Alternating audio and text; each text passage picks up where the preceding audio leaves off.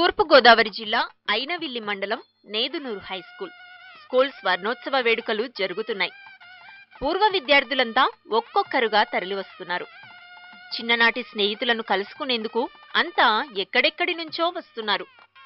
ఒకరినొకరు పలకరించుకుంటూ జ్ఞాపకాలను గుర్తు చేసుకుంటూ ఆనందోత్సాహాల్లో మునిగిపోతున్నారు. అంతలో ఓ బూర మోగింది. అంతే, అందరూ ఆశ్చర్యపోయారు. బూర ఊదితే అంత ఆశ్చర్యపోవాల్సిన పనేముంది? కాని బూర సౌండును చూసి కాదు, ఆ బూర ఊదిన వ్యక్తే వాళ్లను అవాక్కయ్యేలా చేశాడు. ఆయనే ఎల్బీ శ్రీరామ్. చూడండి ఆయన స్కూల్కి ఎలా వచ్చారో.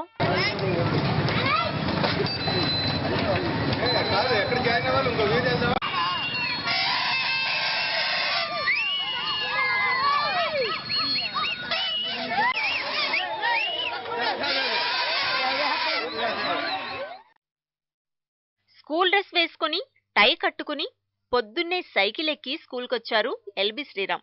స్కూల్ పిల్లల్లో కలిసిపోయారాయన. నేదునూరు హైస్కూల్లో LB Sriram special attraction. Student number 1 కూడా. ఆయన రావడం ఆలస్యం.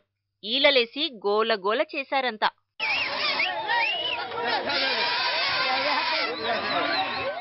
స్కూల్ దగ్గరకొచ్చిన ఎల్బీ శ్రీరామ్ను పూర్వ విద్యార్థులంతా హంసవాహనంపై ఊరేగించారు.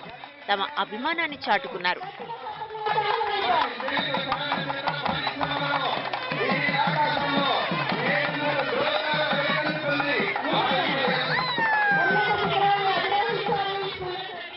ఎల్బీ శ్రీరామ్ చిన్నప్పుడు ఈ స్కూల్లోనే చదువుకున్నారు. మళ్లీ ఇన్నేళ్ల తర్వాత పాత రోజులు గుర్తు చేసుకున్నారు. కాలాన్ని జయించి తిరిగి బాల్యంలోకి పయనించి ముచ్చటను తీర్చుకున్నారు. స్కూల్ స్వర్ణోత్సవ సంబరాల్లో పాల్గొని చిన్ననాటి స్నేహితులందర్నీ కలుసుకున్నారు. పాత జ్ఞాపకాలను నెమరు వేసుకున్నారు. తాను చదువుకునే రోజులు చాలా సంతోషంగా గడిచాయని ఎల్బీ శ్రీరామ్ చెప్పుకొచ్చారు. ఈ స్కూల్ స్టార్టింగ్ లో కష్ట నష్టాలు కానీ, ఆ ఉత్సాహం కానీ, అప్పటి విద్యార్థుల టాలెంట్ కానీ, టీచర్స్ వాళ్ళ టాలెంట్ కానీ, ఇవన్నీ కూడా చాలా ఉధృతంగా ఉండేవి. కొత్త స్కూల్ అంటే అందరూ కూడా ఇదిగా ఉంటారు. పాకలు ఉండేవి. ఇది కాదండి బిల్డింగ్, ఆ పక్కన పాకలు ఉండేవి. ఈ చెరువు ఇలా కప్పడిపోయి ఇట్లా ఇది చేపల చెరువు చేసి అలా లేదు.